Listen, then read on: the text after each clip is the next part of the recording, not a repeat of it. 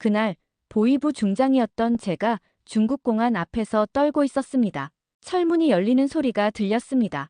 그 소리를 들으며 저는 생각했습니다. 아, 이제 끝이구나. 우리 가족 모두 북으로 끌려가는구나. 평생 조국을 위해 헌신했던 보위부 중장. 그런 제가 왜 이 지경에 이르렀을까요? 아내와 아들, 그리고 16살 딸이 제 옆에서 떨고 있었습니다. 특히 딸아이의 창백한 얼굴을 보는 순간 가슴이 찢어지는 것 같았습니다. 이 아이를 살리기 위해 모든 것을 버리고 떠났는데 결국 이렇게 끝나는 건가? 하지만 여러분, 이 이야기는 여기서 끝나지 않습니다. 오히려 이 순간이 시작이었습니다. 절망의 끝에서 우리는 기적을 만났으니까요. 지금부터 들려드릴 이야기는 단순한 탈북 사연이 아닙니다. 체제의 핵심에 있던 한 가족이 딸을 살리기 위해 모든 것을 버리고 자유를 향해 떠난 기적 같은 여정입니다. 여러분의 따뜻한 좋아요와 구독이 이런 감동적인 이야기를 더 많은 분들께 전할 수 있게 합니다. 구독 버튼을 눌러주시고 알림 설정까지 해주시면 이런 진실된 이야기들을 계속해서 만나보실 수 있습니다. 그럼 이제 2003년 평양으로 돌아가 보겠습니다. 모든 것이 시작된 그곳으로. 2003년 초 평양. 대동강이 내려다 보이는 보위부 청사. 그곳에서 저는 중장의 계급장을 달고 있었습니다.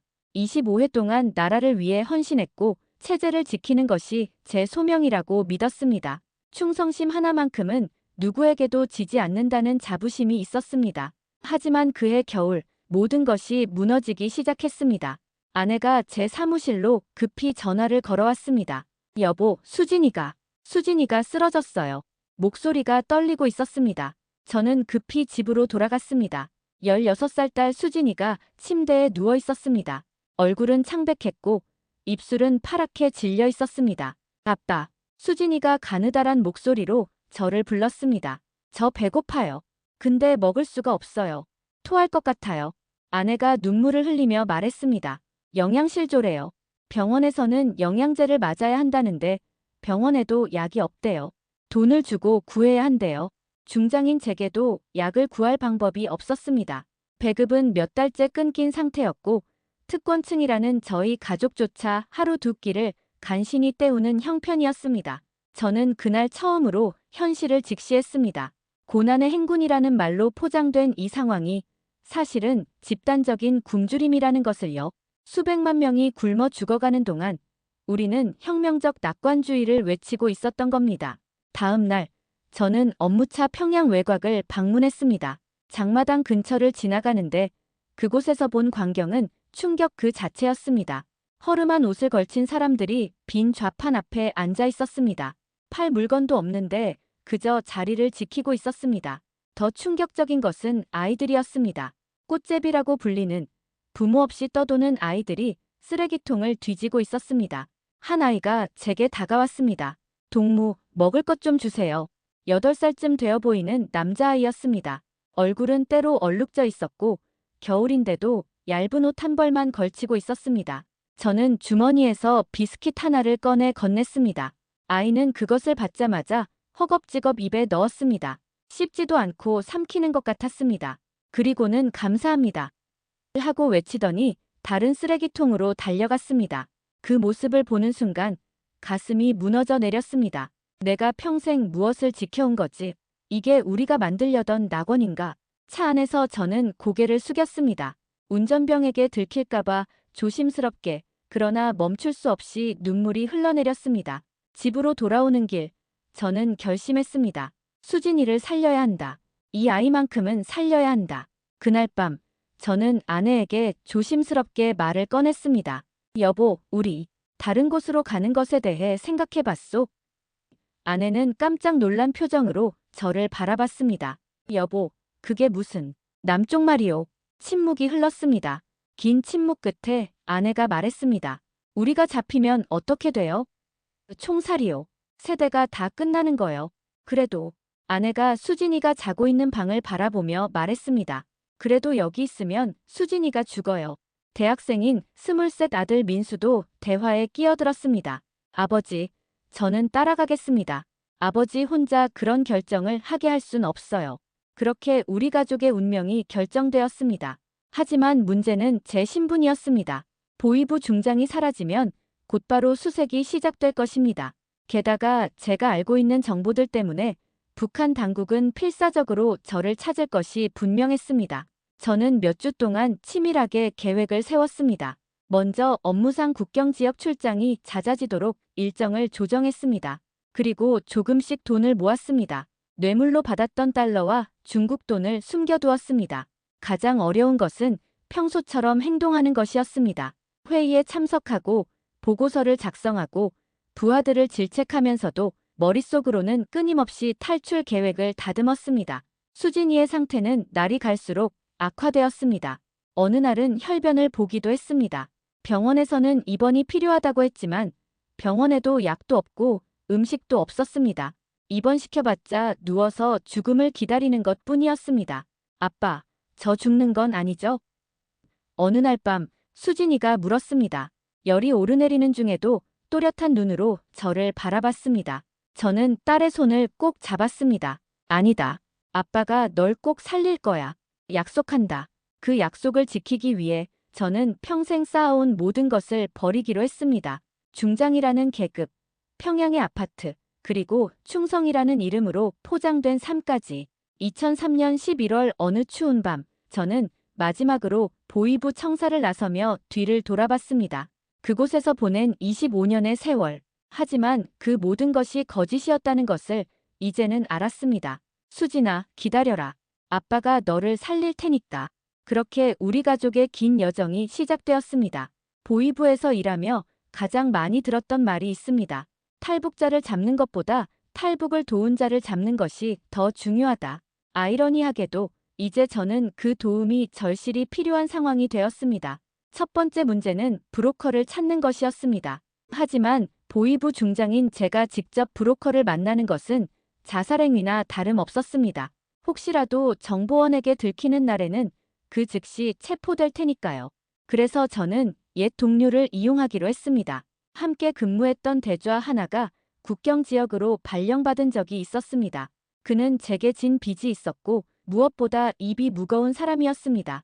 어느 날 저녁, 저는 그를 조용한 식당으로 불렀습니다. 자네, 국경에서 근무할 때 탈북 브로커들 정보 좀 알지? 그는 잠시 저를 쳐다보더니 조심스럽게 물었습니다.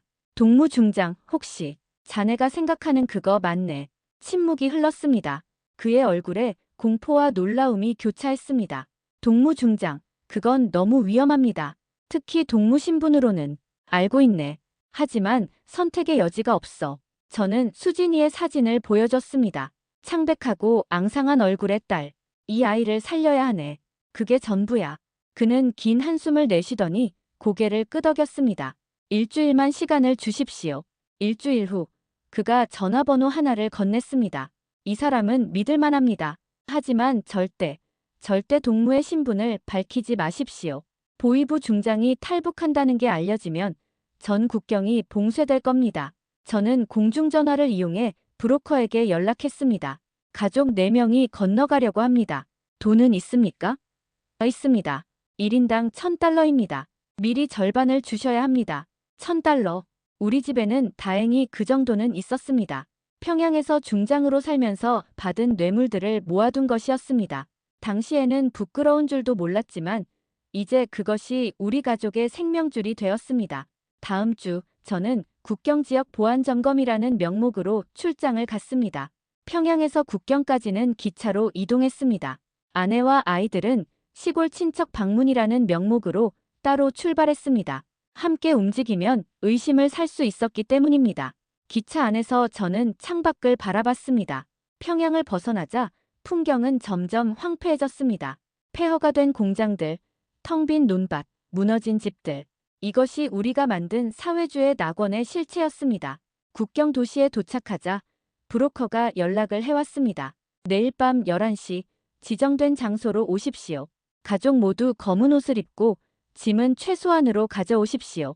목소리는 냉정하고 사무적이었습니다. 그날 밤 우리 가족은 작은 여관방에 모였습니다. 수진이는 여전히 몸이 좋지 않아 자주 누워 있었고 민수는 긴장한 표정으로 창밖을 경계했습니다. 아내가 수진이의 이마에 젖은 수건을 얹으며 말했습니다. 여보, 정말 이게 맞는 걸까요? 만약 실패하면. 실패는 없소. 우리는 반드시 성공할 거요. 하지만 제 마음속에도 두려움이 있었습니다. 보이부에서 25년간 일하며 수없이 많은 탈북자들을 추적했습니다. 그들 중 많은 이들이 실패했고 끔찍한 결말을 맞았습니다. 이제 제가 그들과 같은 입장이 된 것입니다. 다음 날은 영원처럼 느껴졌습니다. 시간이 너무 천천히 가는 것 같았습니다. 저는 계속 시계를 확인했고 혹시 누가 우리를 감시하는 건 아닌지 창문 밖을 살폈습니다. 저녁 6시, 저는 가족들을 모았습니다. 지금부터 내가 하는 말을 잘 들어야 한다. 첫째, 절대 큰 소리를 내지 마라. 둘째, 내가 멈추라고 하면 즉시 멈춰라. 셋째, 만약 우리가 흩어지게 되면. 목소리가 떨렸습니다. 만약 흩어지게 되면 중국 쪽에서 다시 만나자. 수진이가 제 손을 잡았습니다. 아빠, 무섭지 않아요. 아빠가 있으니까. 그 말에 가슴이 뜨거워졌습니다. 이 아이를 위해서라도 반드시 성공해야 했습니다. 밤 10시 30분. 우리는 여관을 나섰습니다. 추운 11월 밤이었습니다. 거리는 어두웠고 가로등도 몇 개 없었습니다. 정전이 잦은 북한에서는 흔한 일이었습니다. 지정된 장소는 강변 근처의 폐가였습니다. 도착하니 브로커가 기다리고 있었습니다. 그는 우리를 위아래로 훑어보더니 말했습니다. 짐이 너무 많습니다. 더 버리십시오. 아내가 가지고 온 작은 가방에는 수진이의 약과 옷가지가 들어있었습니다. 이것만은 안 됩니다. 애가 아파서. 그럼 당신들이 잡혀도 나는 책임 없습니다. 저는 제 가방에서 서류들을 꺼내 불태웠습니다. 보이부 신분증, 명함, 각종 증명서들. 그것들이 타오르는 것을 보며 제 과거도 함께 타오르는 것 같았습니다. 이제 출발합니다. 제 뒤를 따라오되 5m 간격을 유지하십시오. 그리고 기억하십시오. 국경을 넘을 때까지는 북한 땅입니다. 발각되면 총살입니다. 우리는 어둠 속으로 걸어 들어갔습니다. 추운 바람이 얼굴을 때렸습니다. 멀리서 개 짖는 소리가 들렸습니다. 혹시 국경경비대의 군견은 아닐까? 수진이가 기침을 했습니다. 브로커가 돌아보며 날카롭게 말했습니다. 소리 내지 마십시오. 아내가 급히 수진이의 입을 막았습니다. 1시간쯤 걸었을까요? 브로커가 손을 들어 멈추라는 신호를 보냈습니다. 앞쪽에서 불빛이 보였습니다. 국경경비대의 초소였습니다. 지금부터 기어가야 합니다. 소리 내지 말고 불빛을 피해서 움직이십시오. 브로커의 목소리는 긴장으로 떨리고 있었습니다. 저는 수진이를 업었습니다. 아이는 너무 가벼웠습니다. 영양실조로 뼈만 남은 몸이었습니다. 조금만 더 버텨다오. 우리는 땅에 엎드려 조금씩 전진했습니다. 차디찬 땅이 옷을 뚫고 살갗에 닿았습니다. 손이 얼어붙는 것 같았지만 멈출 수 없었습니다. 그때였습니다. 초소에서 서치라이트가 켜졌습니다. 빛이 천천히 우리 쪽으로 움직이고 있었습니다. 엎드리십시오. 브로커가 낮게 외쳤습니다.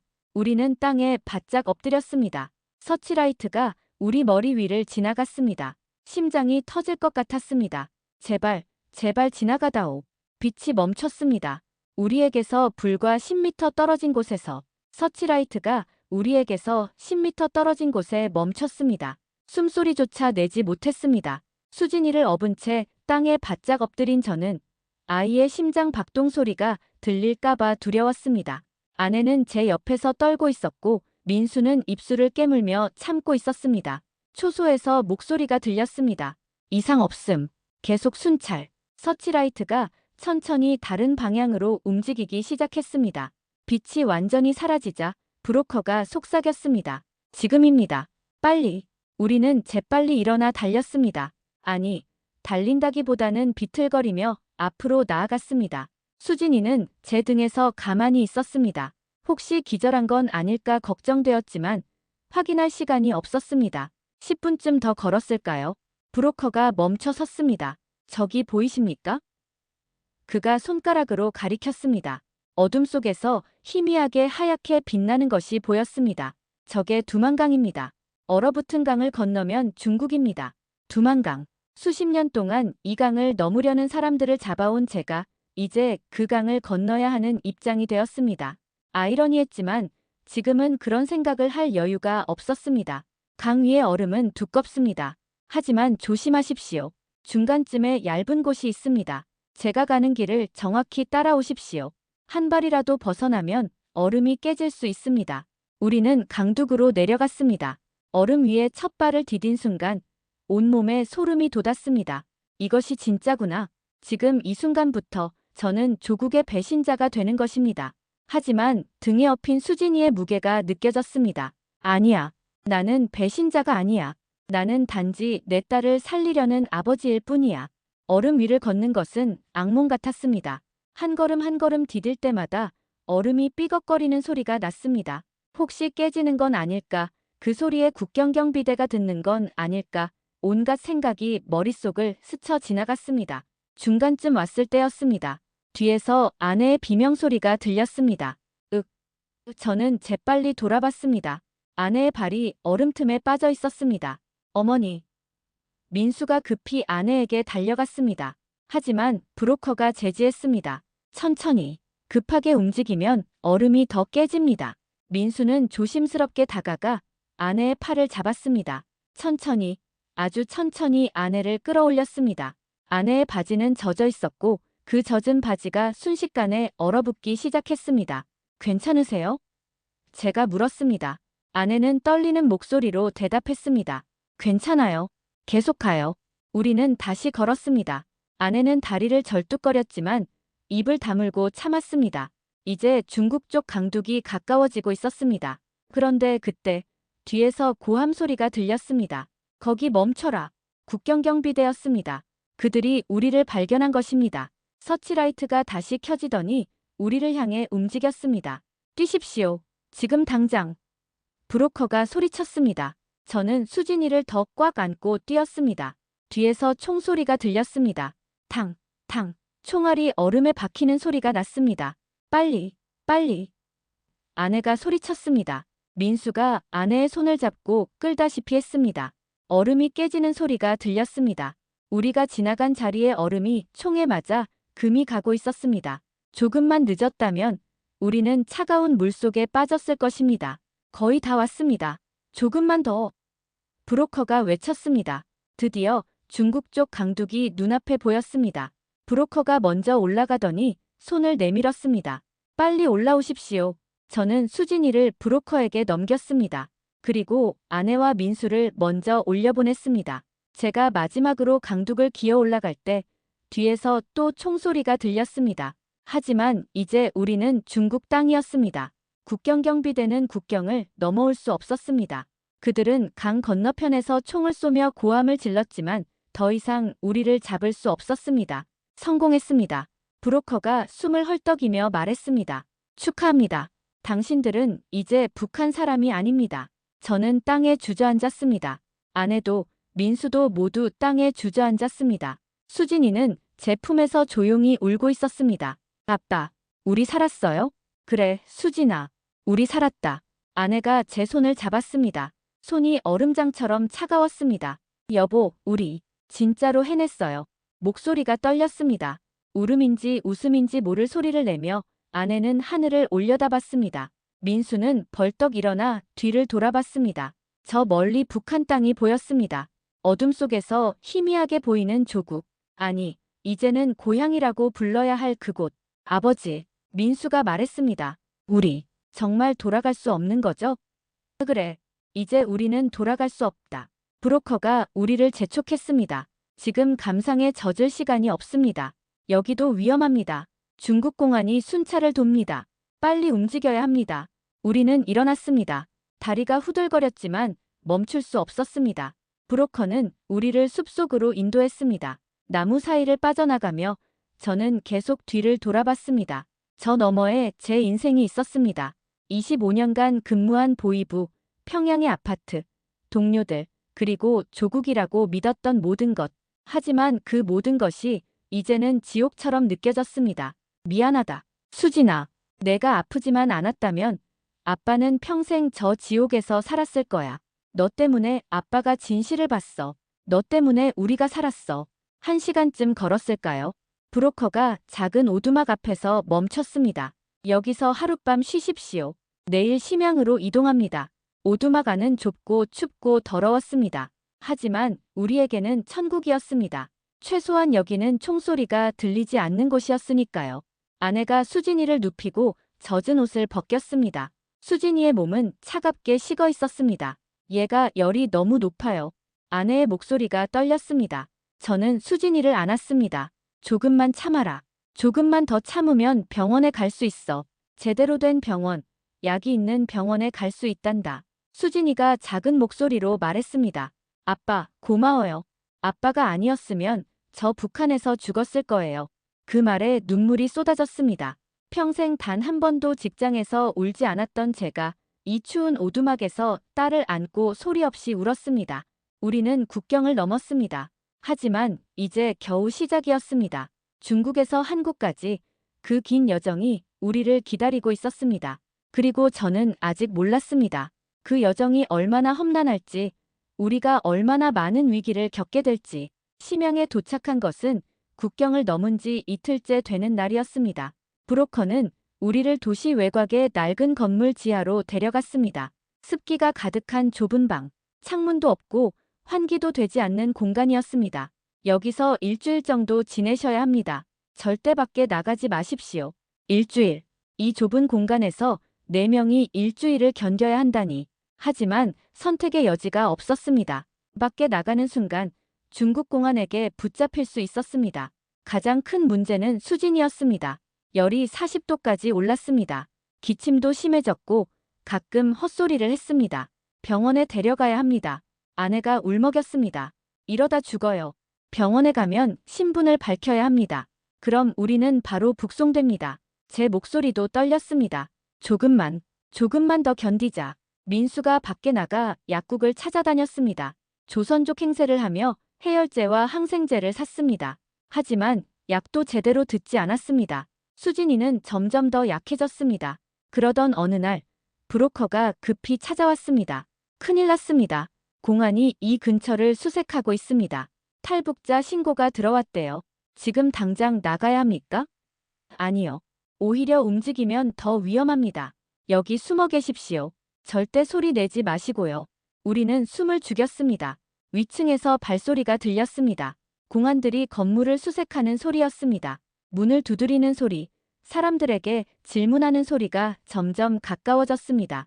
수진이가 기침을 하려는 순간 저는 재빨리 아이의 입을 막았습니다. 수진이는 눈물을 흘리며 기침을 참았습니다.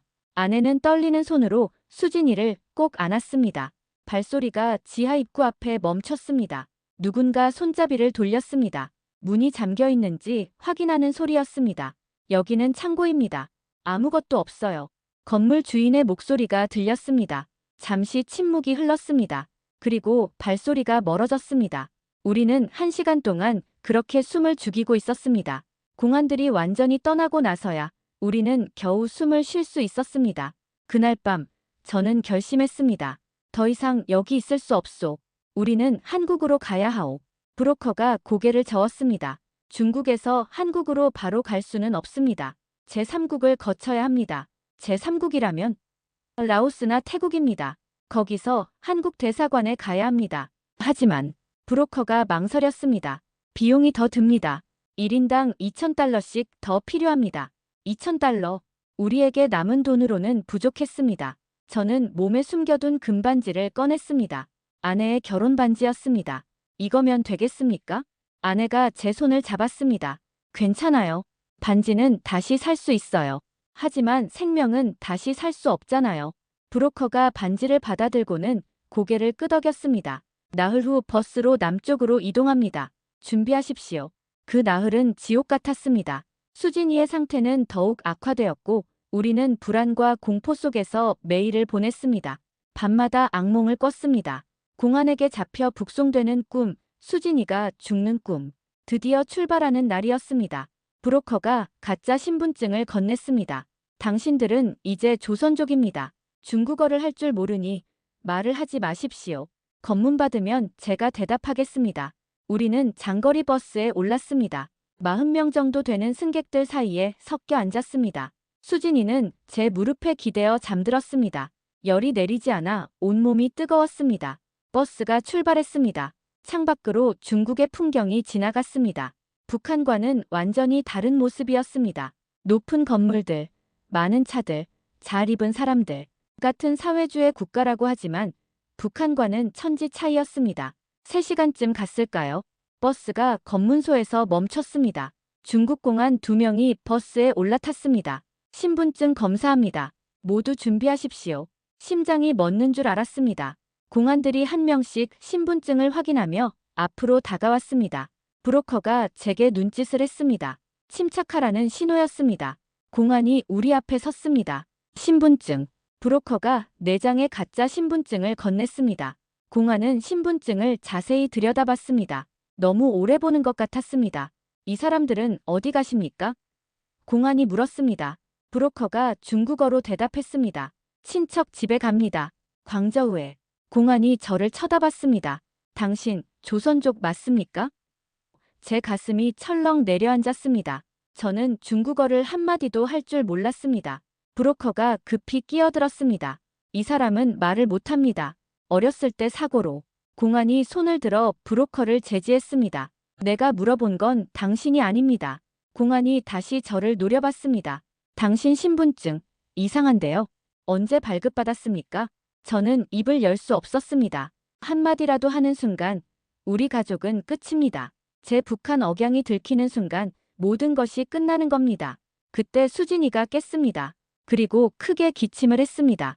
공안이 수진이를 보더니 얼굴을 찌푸렸습니다. 이 아이 많이 아픈 것 같은데요? 아내가 떨리는 목소리로 중국어를 흉내냈습니다. 예, 병원 가요. 엉터리 발음이었지만 다행히 공안은 뒤로 물러섰습니다. 전염병 아니죠? 요즘 사스 때문에 난리인데. 브로커가 재빨리 대답했습니다. 단순 감기입니다. 빨리 병원에 데려가려고 하는 중입니다. 공안이 신분증을 돌려주며 말했습니다. 어서 가보십시오. 다음, 버스가 다시 출발했습니다. 검문소가 멀어지자 저는 안도의 한숨을 내쉬었습니다. 아내의 손은 여전히 떨리고 있었고 민수는 창밖을 보며 눈물을 닦았습니다. 우리는 살아남았습니다.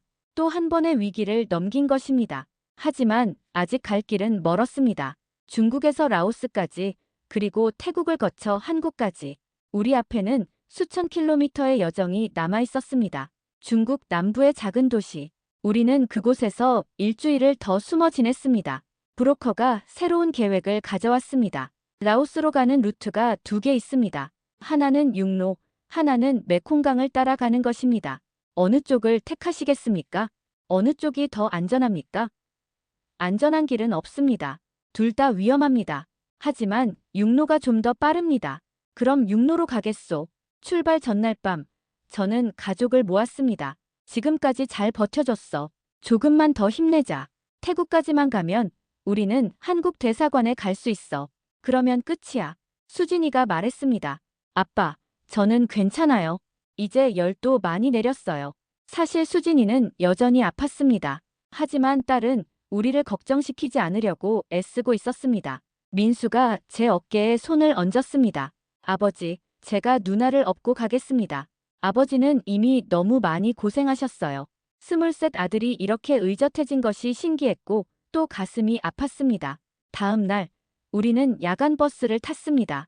국경 지역으로 가는 버스였습니다. 승객들은 대부분 짐을 잔뜩 실은 상인들이었습니다. 우리는 뒷자리에 조용히 앉았습니다. 버스는 밤새 달렸습니다. 창밖은 깜깜했습니다. 가끔 마을의 불빛이 보였지만 대부분은 어둠뿐이었습니다. 저는 잠들 수 없었습니다. 계속 걱정이 머릿속을 맴돌았습니다. 보위부에서 벌써 나를 찾고 있을까? 국경을 넘은 것을 알았을까?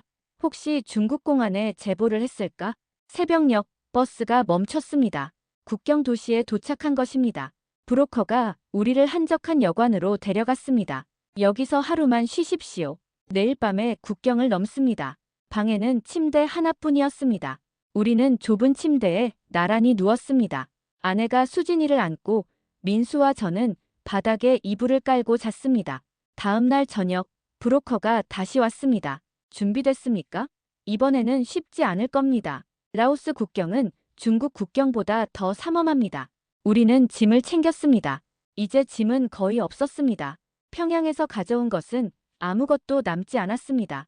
오직 몸에 걸친 옷과 약간의 돈뿐이었습니다. 밤 10시, 우리는 출발했습니다. 이번에는 트럭을 타고 갔습니다. 짐칸에 숨어서 이동했습니다. 숨도 제대로 쉴 수 없을 만큼 좁고 답답했습니다. 2시간쯤 갔을까요? 트럭이 멈췄습니다. 브로커가 짐칸을 열었습니다. 여기서 내리십시오. 이제부터는 걸어가야 합니다. 우리는 내렸습니다. 사방이 정글이었습니다.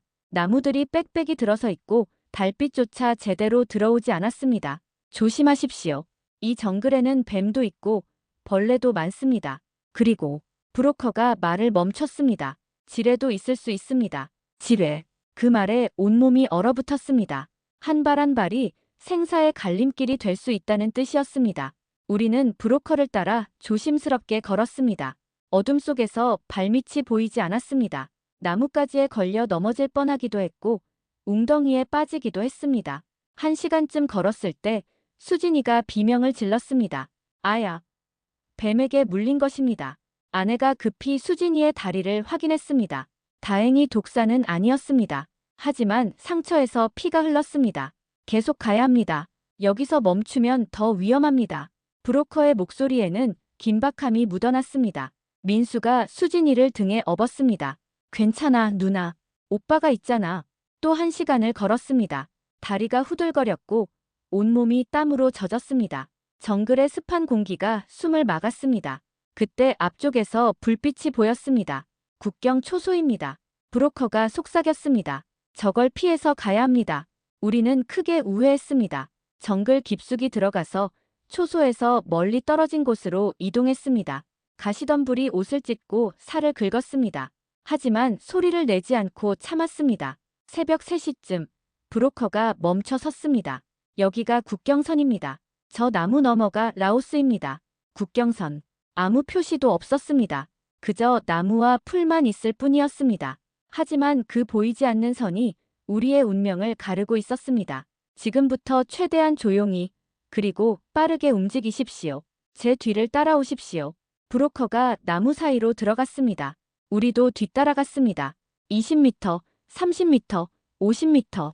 그렇게 국경선을 넘었습니다. 축하합니다. 이제 라오스입니다. 브로커가 말했습니다. 하지만 그의 표정은 여전히 긴장되어 있었습니다. 하지만 방심하지 마십시오. 라오스도 탈북자를 잡아서 중국에 넘깁니다. 우리는 빨리 태국으로 가야 합니다. 우리는 계속 걸었습니다. 정글을 빠져나와 작은 마을에 도착했습니다. 브로커가 현지인 한 명과 무언가 거래를 했습니다. 그리고 우리를 낡은 픽업 트럭에 태웠습니다. 트럭은 비포장도로를 달렸습니다. 덜컹거리고 흔들렸습니다. 하지만 우리는 개의치 않았습니다. 적어도 걷는 것보다는 나았으니까요.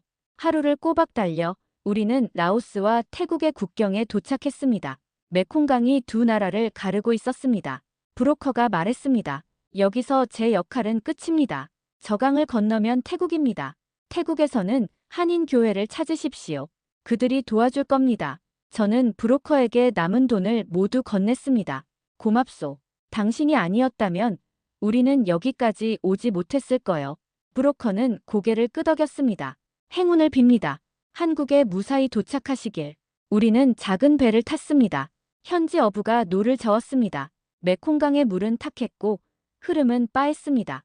강 한가운데쯤 왔을 때 수진이가 말했습니다. 아빠, 우리 정말 한국에 갈 수 있을까요? 그럼 꼭 갈 거야. 이제 거의 다 왔어. 강을 건너 태국 땅에 발을 디뎠습니다. 그 순간 아내가 그 자리에 주저앉아 울기 시작했습니다. 여보, 우리 살았어요. 진짜 살았어요. 민수도 울었습니다. 수진이도 울었습니다. 저도 울었습니다. 평양을 떠난 지 2달. 지옥 같은 여정 끝에 우리는 마침내 자유의 땅에 도착한 것입니다. 하지만 우리는 아직 몰랐습니다. 진짜 기적이 우리를 기다리고 있다는 것을. 방콕의 거리는 혼란스러웠습니다. 수많은 차들, 오토바이들, 그리고 사람들. 평양에서는 상상도 할 수 없었던 풍경이었습니다. 네온사인이 번쩍이고 음악이 울려 퍼졌습니다. 이곳은 완전히 다른 세상이었습니다. 우리는 길을 물어물어 한인교회를 찾았습니다. 작은 건물 3층에 있는 조그만 교회였습니다. 문을 두드리자 60대쯤 되어 보이는 목사님이 나왔습니다. 누구십니까? 저희는 북한에서 왔습니다. 제 말에 목사님의 표정이 바뀌었습니다. 어서 들어오십시오. 빨리. 우리는 교회 안으로 들어갔습니다. 목사님이 문을 잠그고 커튼을 쳤습니다. 태국 경찰이 탈북자를 단속합니다. 조심하셔야 해요. 목사님은 우리에게 음식과 물을 가져다 주었습니다. 천천히 드세요. 걱정 마세요. 여기는 안전합니다. 따뜻한 밥과 국. 얼마 만에 먹어보는 제대로 된 식사였는지 모릅니다. 수진이는 음식을 거의 먹지 못했습니다. 여전히 열이 있었고 속이 좋지 않았습니다. 목사님이 수진이를 보더니 걱정스러운 표정을 지었습니다. 이 아이, 병원에 가봐야겠어요. 하지만 신분이, 제가 아는 의사가 있습니다. 한국 사람이에요. 탈북자들을 많이 도와줬죠. 다음 날, 목사님은 우리를 작은 병원으로 데려갔습니다. 한국인 의사 선생님이 수진이를 진찰했습니다. 폐렴이 심각합니다. 당장 입원해야 합니다. 비용이 얼마나 됩니까? 제가 물었습니다. 의사 선생님이 손을 저었습니다. 걱정 마세요. 우리 교민들이 기금을 모았습니다. 탈북자들을 돕기 위한 기금이에요. 눈물이 났습니다. 낯선 땅에서 만난 낯선 사람들이 우리에게 이렇게 따뜻한 손길을 내밀어 주다니. 수진이는 일주일간 입원했습니다. 그 사이 목사님은 우리를 위해 한국 대사관과 연락을 취했습니다. 대사관에서 오라고 합니다. 서류를 준비하셔야 해요. 한국 대사관. 그곳은 우리에게는 천국의 문이었습니다. 하지만 동시에 두려움도 있었습니다. 내가 보위부 중장 출신이라는 것이 문제가 되지 않을까? 혹시 간첩으로 의심받는 건 아닐까? 대사관에 도착하자 영사님이 우리를 맞았습니다. 어서 오세요. 먼 길 오시느라 고생 많으셨습니다. 그 말 한마디에 또 눈물이 났습니다. 한국말을 하는 한국 사람. 우리와 같은 민족을 만난 것입니다.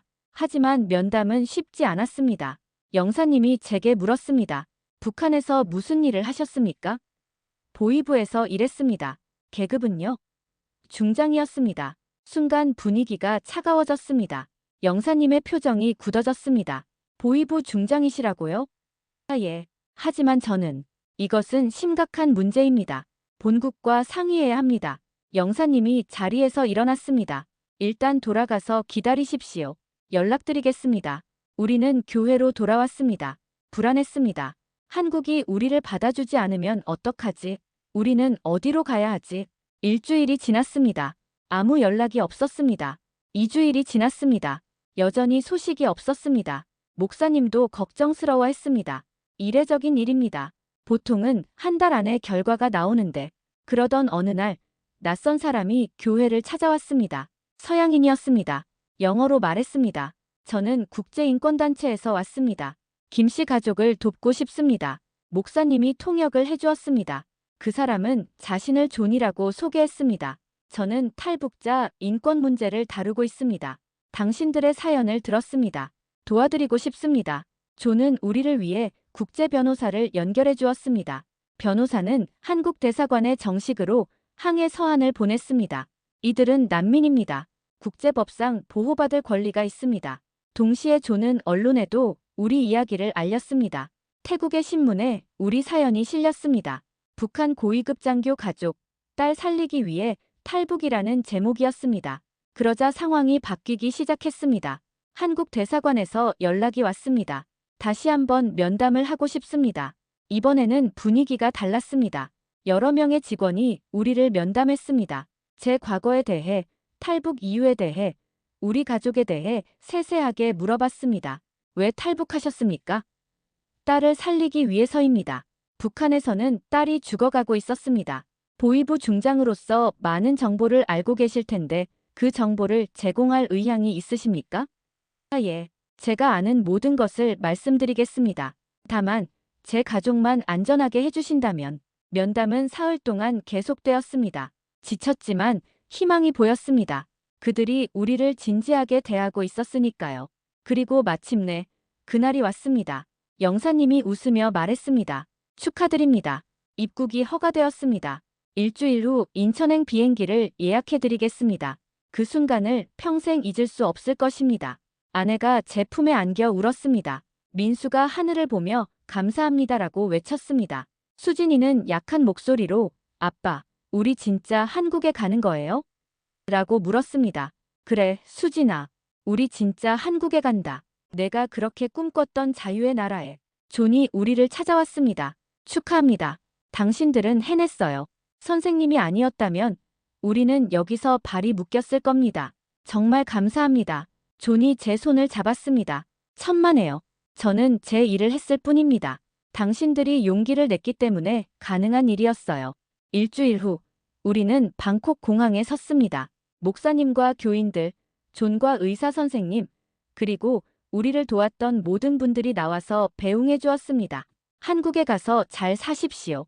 그리고 기회가 되면 다른 탈북자들도 도와주세요. 목사님의 마지막 당부였습니다. 비행기에 올랐습니다. 창밖으로 방콕의 불빛이 보였습니다. 이 도시에서 우리는 기적을 경험했습니다. 낯선 사람들의 따뜻함을, 인간애를, 그리고 희망을 배웠습니다. 비행기가 이륙했습니다. 수진이가 제 손을 꼭 잡았습니다. 아빠, 한국은 어떤 곳이에요? 좋은 곳이란다. 우리가 자유롭게 살 수 있는 곳이야. 5시간 후면 우리는 인천공항에 도착합니다. 대한민국에 도착하는 것입니다. 새로운 삶이 우리를 기다리고 있었습니다.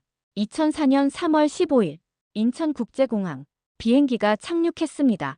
바퀴가 땅에 닿는 순간 아내가 제 손을 꼭 쥐었습니다. 여보, 우리 정말 한국에 왔어요. 목소리가 떨렸습니다. 수진이는 창밖을 바라보며 눈을 반짝였습니다. 와, 공항이 정말 크다. 평양의 순환공항과는 비교도 되지 않는 규모였습니다. 비행기에서 내리자 공항 직원 2명이 우리를 기다리고 있었습니다. 김철수 씨 일행이십니까? 예, 맞습니다. 이쪽으로 오시죠. 별도의 통로로 안내해드리겠습니다. 우리는 일반 승객들과는 다른 길로 안내되었습니다. 조용한 복도를 지나 작은 방으로 들어갔습니다. 그곳에는 여러 명의 사람들이 기다리고 있었습니다. 환영합니다. 대한민국에 오신 것을 환영합니다. 한 분이 악수를 청했습니다. 저는 국정원에서 나왔습니다. 몇 가지 확인할 사항이 있어서요. 국정원. 예상했던 일이었습니다. 보위부 중장 출신인 제가 탈북했으니 당연히 철저한 조사를 받을 것이었습니다. 가족분들은 옆방에서 쉬고 계셔도 됩니다. 김철수 씨만 잠시 이야기를 나누겠습니다. 저는 아내와 아이들을 보냈습니다. 수진이가 불안한 표정으로 저를 돌아봤습니다. 괜찮다, 수진아. 아빠 곧 올게. 조사는 철저했습니다. 제 과거, 보위부에서의 활동, 알고 있는 정보들, 탈북 경위, 모든 것을 세세하게 물어봤습니다. 왜 탈북을 결심하셨습니까? 딸이 아팠습니다. 북한에서는 치료할 방법이 없었습니다. 그것만이 이유입니까? 아니요. 진실을 받습니다. 제가 평생 믿어온 것들이 거짓이었다는 것을요. 북한에 돌아갈 의향은 없습니까? 전혀 없습니다. 저는 이제 대한민국 국민이 되고 싶습니다. 조사는 이틀 동안 계속되었습니다. 가족들은 공항 근처 숙소에서 기다렸습니다. 힘들었지만 이것이 자유를 위해 치러야 할 대가라는 것을 알았습니다. 마침내 조사가 끝났습니다. 김철수 씨 환영합니다. 대한민국 국민으로 받아들이겠습니다. 앞으로 하나원에서 3개월간 정착 교육을 받으시게 됩니다. 하나원, 탈북자 정착 지원 시설이라고 들었습니다. 그곳에서 남한 사회에 적응하는 방법을 배운다고 했습니다. 우리는 하나원으로 이동했습니다. 경기도 안성에 있는 조용한 곳이었습니다. 건물은 깨끗했고 직원들은 친절했습니다. 여기서 편히 쉬시면서 남한 사회에 대해 배우시면 됩니다. 걱정하지 마세요. 다들 같은 처지의 분들이에요. 담당 선생님이 말씀하셨습니다. 첫날 밤, 우리는 가족끼리 방에 모였습니다. 작지만 깨끗한 방, 따뜻한 이불, 그리고 무엇보다 안전함. 여보, 우리 정말 해냈어요. 아내가 울먹였습니다. 평양을 떠난 지 4개월. 정말 긴 여정이었어요. 민수가 말했습니다. 아버지, 여기 사람들은 모두 친절해요. 아까 식당에서 만난 아저씨가 저한테 잘 왔다고 하시더라고요. 수진이는 이미 잠들어 있었습니다. 편안한 얼굴로. 평양에서는 볼 수 없었던 평화로운 표정이었습니다. 하나원에서의 3개월은 새로운 세상을 배우는 시간이었습니다. 나만의 화폐 사용법, 은행 이용법, 지하철 타는 법. 북한에서는 상상도 못했던 것들을 배웠습니다. 가장 놀라웠던 것은 휴대폰이었습니다. 손안의 작은 기계로 전 세계와 연결될 수 있다니. 하지만 가장 중요한 것은 수진이의 치료였습니다. 하나원에서 연결해준 병원에서 수진이는 본격적인 치료를 받았습니다. 폐렴은 완치되었고 영양 상태도 많이 좋아졌습니다. 아빠, 저 이제 많이 좋아졌어요. 뛰어다닐 수도 있어요. 수진이가 웃으며 말했습니다. 그 웃음을 보는 것만으로도 모든 고생이 보상받는 느낌이었습니다. 3개월 후, 우리는 하나원을 졸업했습니다. 정부에서 정착금을 지원해 주었고, 서울의 작은 아파트도 마련해 주었습니다. 이사하는 날, 처음으로 우리만의 집에 들어섰습니다. 작은 투룸 아파트였지만, 우리에게는 궁전 같았습니다. 여보, 여기가 우리 집이에요. 우리만의 집. 아내가 감격스러워 했습니다. 평양의 아파트보다 훨씬 작았지만 이곳은 진짜 우리 것이었습니다. 저는 국정원의 도움으로 탈북자 상담 일을 시작했습니다. 제 경험을 살려 새로운 탈북자들을 돕는 일이었습니다. 보위부 중장 출신이라는 과거가 이제는 누군가를 돕는 자산이 되었습니다. 민수는 대학 입학 준비를 시작했습니다. 아버지, 저는 사회복지를 공부하고 싶어요. 탈북자들을 돕는 일을 하고 싶어요. 아들의 꿈을 듣는 순간 가슴이 뭉클했습니다. 수진이는 고등학교에 입학했습니다. 처음에는 남한 아이들과 어울리는 게 어색했지만 점점 적응해갔습니다. 아빠, 오늘 친구가 생겼어요. 제 사연을 들으니까 울더라고요. 어느 날 저녁, 온 가족이 한강공원을 산책했습니다. 강물이 흐르고 사람들이 자유롭게 웃고 떠들었습니다. 자전거를 타는 사람들, 치킨을 먹는 사람들, 그냥 평범한 일상. 여보, 이게 자유구나. 제가 중얼거렸습니다. 총소리도 없고 감시도 없고 그냥 평범하게 사는 것. 이게 자유구나. 아내가 제 팔짱을 꼈습니다. 우리 잘했죠? 그래. 우리 정말 잘했어. 수진이가 강물을 바라보며 말했습니다. 아빠, 저 북한에 있는 친구들도 여기 왔으면 좋겠어요. 다들 배고프고 힘들 텐데. 그 말에 가슴이 아팠습니다. 우리는 구했지만 아직도 그곳에는 수백만 명이 고통받고 있었습니다. 수진아, 우리가 할 수 있는 일을 하자. 우리 이야기를 나누고 다른 탈북자들을 돕고 그렇게 조금씩 세상을 바꿔가는 거야. 밤하늘에 별이 빛났습니다. 평양에서는 정전 때문에 자주 보던 별들. 하지만 여기 서울에서 보는 별은 더 아름다워 보였습니다. 자유의 하늘 아래 빛나는 별들. 우리는 새로운 삶을 시작했습니다. 2005년 봄, 서울. 우리가 한국에 온 지 1년이 지났습니다. 아침 7시, 알람이 울렸습니다. 저는 일어나서 출근 준비를 했습니다. 넥타이를 매고 구두를 신었습니다. 평양에서 보위부 중장으로 출근하던 때와 비슷하지만 느낌은 완전히 달랐습니다. 이제 저는 더 이상 누군가를 감시하거나 추적하지 않습니다. 대신 저는 탈북자 정착지원센터에서 상담사로 일합니다. 새로 온 탈북자들에게 제 경험을 나누고 그들이 남한 사회에 적응하도록 돕습니다. 김 선생님, 오늘 새로운 가족이 있어요. 상담 부탁드립니다. 동료가 말했습니다. 저는 상담실로 들어갔습니다. 30대 부부와 어린 딸 하나. 저와 똑같은 구성이었습니다. 그들의 얼굴에는 불안과 두려움이 가득했습니다. 1년 전 우리의 모습 그대로였습니다. 안녕하세요. 저도 탈북자입니다. 작년에 왔어요. 제 소개에 그들의 표정이 밝아졌습니다. 선배님, 여기서 정말 살 수 있을까요? 우리 같은 사람들이. 할 수 있습니다. 저도 했으니까요. 처음에는 모든 게 낯설고 어렵지만 포기하지 마십시오. 여기 사람들은 우리를 도와줍니다. 상담을 마치고 나오는데 가슴이 뭉클했습니다. 내가 누군가에게 희망을 줄 수 있구나. 보위부에서 일할 때는 느껴보지 못한 감정이었습니다. 점심시간, 동료들과 함께 식당에 갔습니다. 자유롭게 메뉴를 고르고 맛있는 음식을 먹고 웃으며 이야기를 나눴습니다. 이런 평범한 일상이 얼마나 소중한지 이제는 압니다. 오후에는 탈북자 청소년들을 위한 강연이 있었습니다. 저는 제 이야기를 들려줬습니다. 보위부 중장이었던 것, 딸을 살리기 위해 탈북한 것, 그 과정에서 만난 선한 사람들. 선생님, 후회하지 않으세요? 북한에서는 높은 자리에 계셨잖아요. 한 학생이 물었습니다. 한 번도 후회한 적 없어. 북한에서의 지위가 뭐가 중요해? 내 딸이 건강하게 웃을 수 있고 내 가족이 자유롭게 살 수 있는 게 훨씬 더 중요하지. 강연을 마치고 집으로 돌아왔습니다. 문을 열자 맛있는 냄새가 났습니다. 아내가 저녁을 준비하고 있었습니다. 여보, 오늘 어땠어요? 좋았소. 새로 온 가족을 상담했는데 우리 1년 전 모습 같더군. 호호, 우리도 참 많이 변했네요. 거실에서는 민수가 대학 과제를 하고 있었습니다. 그는 사회복지학과에 입학해서 열심히 공부하고 있었습니다. 아버지, 다음 주에 탈북자 지원단체에서 봉사활동 가요. 같이 가실래요?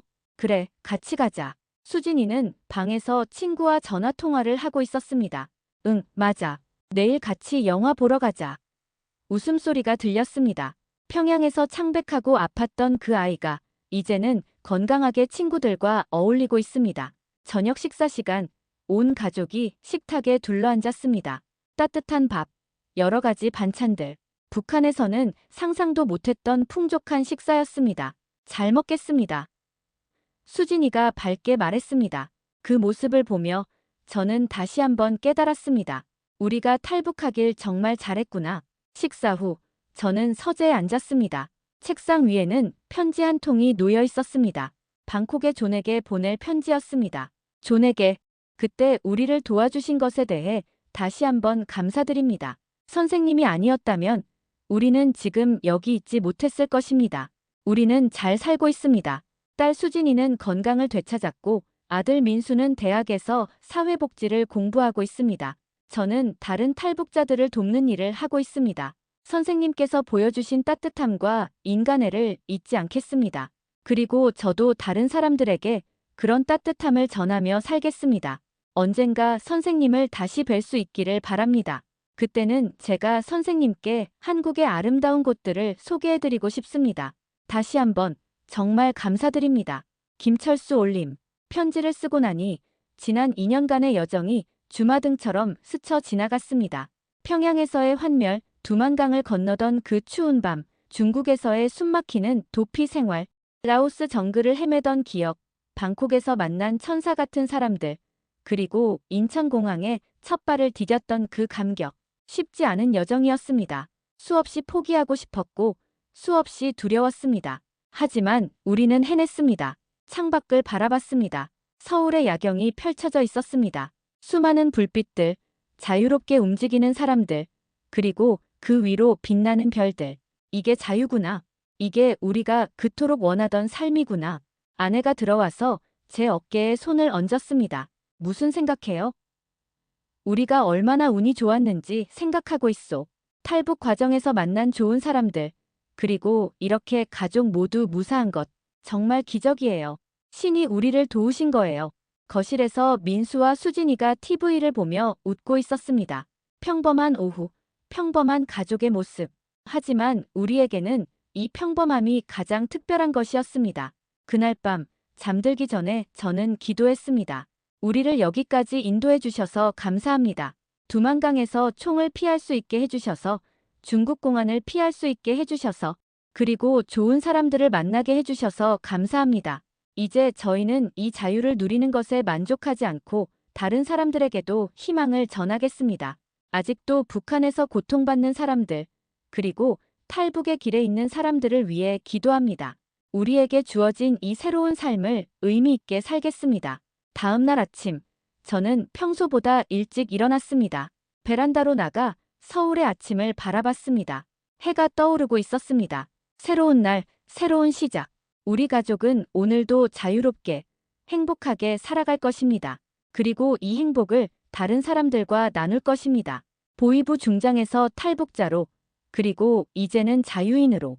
긴 여정이었지만 우리는 마침내 도착했습니다. 우리가 꿈꾸던 그곳, 자유 대한민국에.